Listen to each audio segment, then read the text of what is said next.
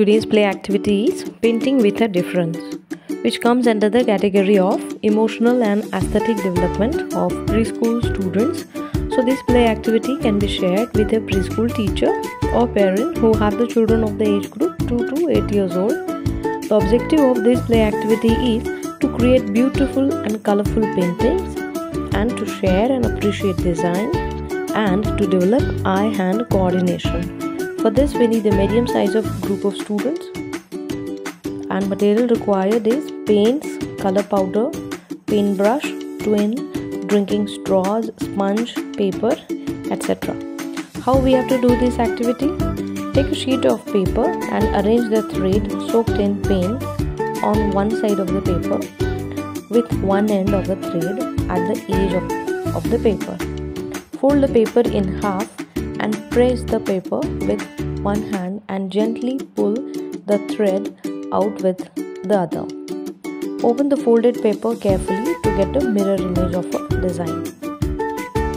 Now one variation is possible. Paint a leaf with a thin coat of paint and press the leaf on a paper.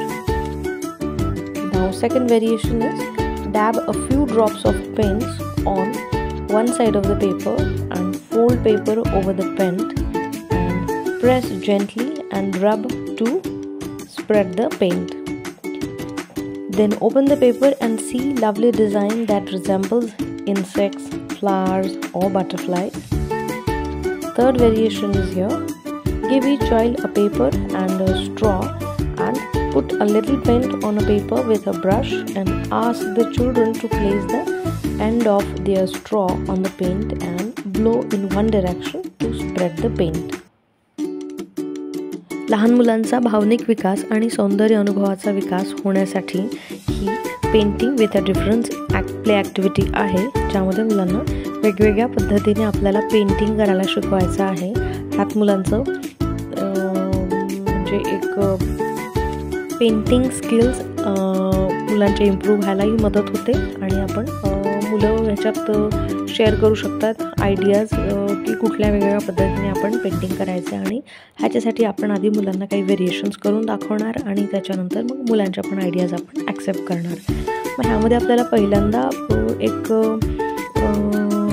Page white paper घ्यायचा आहे. त्यामध्ये एखादा जाड धागा जो असेल तर तो धागा रंगीत कलरमध्ये कुठल्याही वेगवेगळ्या रंगामध्ये एका रंगामध्ये तो डुबवून तो आपल्याला छान असा स्पेसिफिक अशा कुठल्या तरी पॅटर्नवर नुसार तो त्या आपल्याला पांढऱ्या शीटवर ठेवायचा आहे धागा, आणि बाजूच्या पेपरनी त्याला फोल्ड करायचं आणि प्रेस करायचं, आणि त्यानंतर तो दुसरा जो धागाचा टोक आहे तो असं बाहेर ओढून घेतला तर एक छान अशी एखादी डिझाईन बनते त्याच्यावर, आणि त्याच्यामधून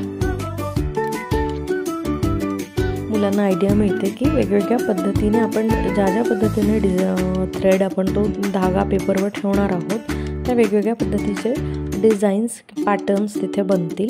आणि एक मिरर इमेज म्हणजे एका पेजवर ठेवल्यावर फोल्ड केल्यानंतर जो दुसरं पेज आहे त्याच पेजचा अर्धा भाग त्याच्यावर सुद्धा त्याची एक इमेज तयार होते. तर ह्याची सुद्धा मुलांना आयडिया येते. त्यानंतर आपण अशाच पद्धतीने एखादं झाडाचं पान कलर करून ते आपण पेपरवर प्रेस करायला मुलांना सांगू शकतो. मग त्यातूनही मुलांना कळतं की इथे वेगवेगळे पॅटर्न होऊ शकतात, पानं बनतील आणि ते पानांपासून फुलंसुद्धा आपण वेगवेगळे बनवू शकतो. आणि ह्याच्यामध्ये आणखी एखादं दुसरं व्हेरिएशन असं होऊ शकतं की आपण कुठल्याही रंगाचे थेंब आपण एका पांढऱ्या शीटवर टाकू शकतो आणि त्यानंतर त्याला फोल्ड करून प्रेस करू शकतो, जेणेकरून खाली जेव्हा आपण बघू तेव्हा वेगवेगळे तिथे डिझाईन्स तयार होतात. ते आपल्याला मुलांना प्राण्यांचे कुठले डिझाईन वाटू शकतात किंवा कुठल्या फुलांचा किंवा बटरफ्लाईजचा असा काही आकार होतो का तेही आपण मुलांना निरीक्षण करायला सांगू शकतो. त्यानंतर याच्यामध्ये तिसरं एक व्हेरिएशन असं होऊ शकतं की एका पांढऱ्या शीटवर आपण रंगाचे काही थेंब टाकू शकतो आणि मुलांना स्ट्रॉनी त्याच्यावर फुंकर घालून तो रंग कितपत असा लांब जातो तेही मुलांना आपण करून बघायला सांगू शकतो. म्हणजे ह्याच्यामध्ये मुलांना आपण एंगेज करतोय, क्रिएटिव्हली एंगेज करतोय, परत मुलांचं आय हँड कोऑर्डिनेशन वाढतं आणि ह्यांना रंगाविषयी किंवा डिझाईन्सविषयी त्यांची जाणसुद्धा वाढते आणि ह्याच्यातून सौंदर्य अनुभवाचा विकास होतो. त्यामुळे मुलांची ही ॲक्टिव्हिटी आपण शाळेत नक्कीच करायला हवी आणि सोबतच आपण घरीसुद्धा करू शकतो, बनवू शकतो.